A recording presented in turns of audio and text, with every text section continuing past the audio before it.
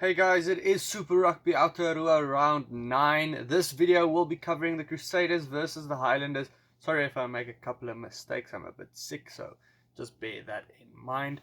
Let's get into the standings. As we can see, the Crusaders just need one win to actually seal the competition and be untouchable going into the final round with the Blues.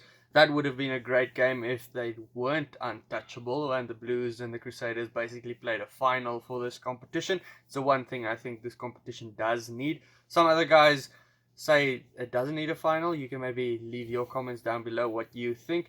The Highlanders, they have only beaten the Chiefs in this competition so far, twice. Other than that, they've played the Crusaders as well and they lost by 20 points, so yeah, that wasn't quite good for them on the 4th of June. As always, going into Christchurch, the Crusaders are favourites, although the most recent game they played there against the Hurricanes, they did lose, putting an end to that massive winning streak that they've built up there for years. They are still favourites, clear skies and a good referee, so I can expect some good running rugby for them. History is completely in the favour of the Crusaders. The Highlanders last beat them in March 2018. The bookies are predicting the Crusaders to win by 16 points. But let's look at the teams. Both made a couple of changes. The Crusaders are mostly restored to their full strength.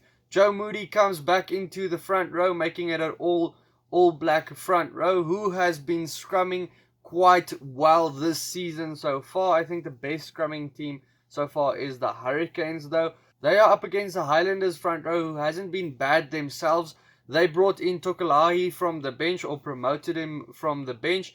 At line-out time, the Crusaders have actually struggled in the last couple of weeks.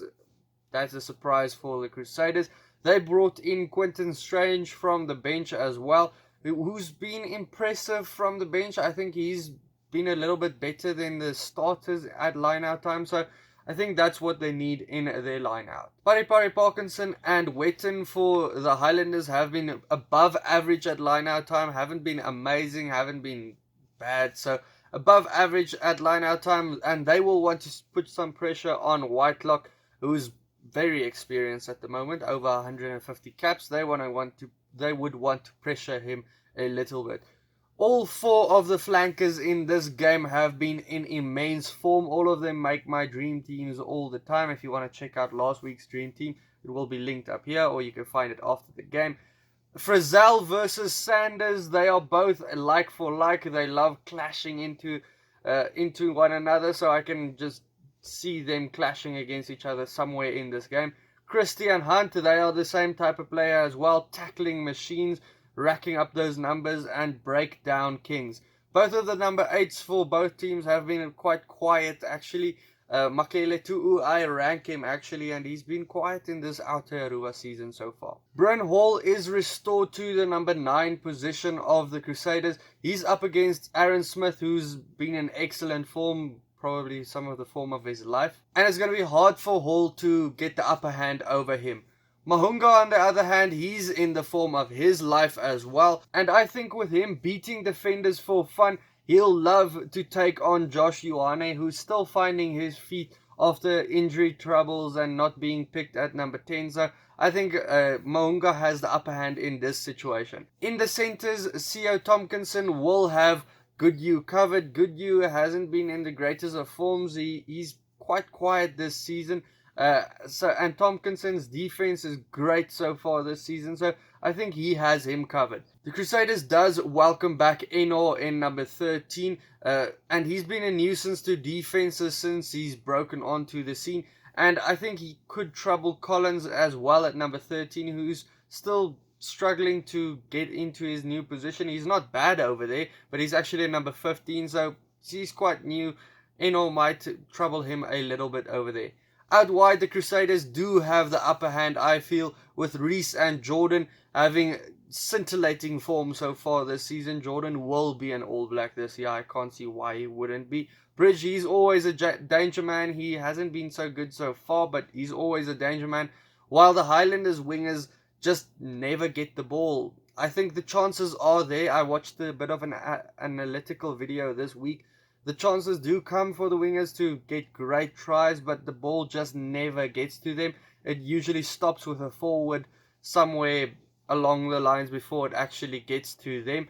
Hunt at number 15, you can't fault him though. He's been dangerous all season at number 10. At number 15, he is doing the same thing. The Crusaders will look to all the guys in red on their bench to end off the game quite strongly, with Bauer coming on, the experience of Romano, Havili, and then Drummond bringing them on from the bench. The Highlanders substitution list looks a bit strange, but I swear this is the one I actually got from their Twitter account, with Parete at number 23. I think it was probably Milner Scudder who was supposed to be in number 23, but they said he got another injury. Quite a surprise for the guy. But anyway, he's out again, and they said he might be back for the Hurricanes game next week. So I think Parete is just in there. I've also heard that number 20, Ben Nicholas, can play in the back line as well. So he's a versatile guy that can play in the forwards and the backs. So I don't know, but for me it looks like they are going with a 6-2 split and probably backing themselves to, if they want to win this game, they need to win it with the forwards. Daniel Leonard-Brown, he will be welcomed back by the Highlanders for his scrumming ability. Looking at the matchups, I see the Highlanders matching the Crusaders up front, but the backline, they might have a little bit of a problem this weekend. They might fall short this weekend. Nareki versus Reese, I think that's going to be a crucial one as well. Reese, if he gets a bad defender in front of him, he will score a couple of tries. Joe Nareki, he's costly on defense. He's out of position a lot of times.